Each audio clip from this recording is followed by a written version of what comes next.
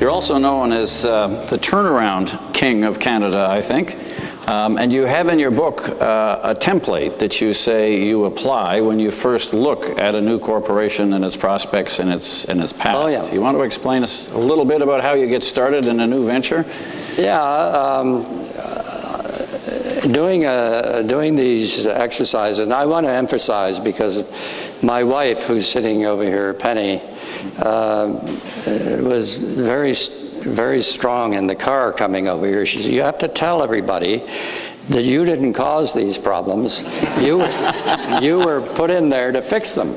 And that's pretty well the truth. I mean, I wasn't a Bill Ackman trying to take over the CP or Boone Pickens or Carl Icahn or whatever. I mean, I was just asked to go in there. As I told you, I went into Mitel quite innocently through the offices of Albert Natt, a lawyer friend. So all these so-called situations I found myself in, I was having to deal with issues that I didn't create. And so after you do it, it's like everything else. If you're a good criminal lawyer, after your 25th or 250th case, you probably build a certain expertise. I felt I built a certain expertise in dealing with these situations. And through that, and I think it's in the last chapter of the book, I developed a sort of a template when I go into a company that's seemingly in difficulties. I ask for a sort of a three-part matrix. One is the income statement by product, major products or brands or whatever, the capital, CapEx, and the capital employed. And a lot of people that run companies don't really want to pay much attention to capital employed.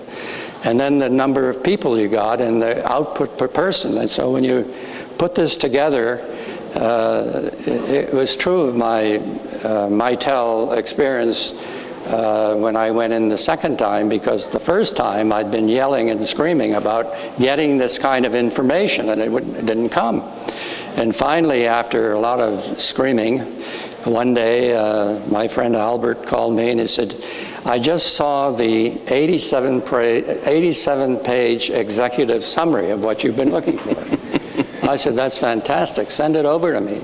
I literally sat in my kitchen for about 4.5 hours with a calculator one Saturday morning, and I put all this onto one page. And on that page, it showed where you were.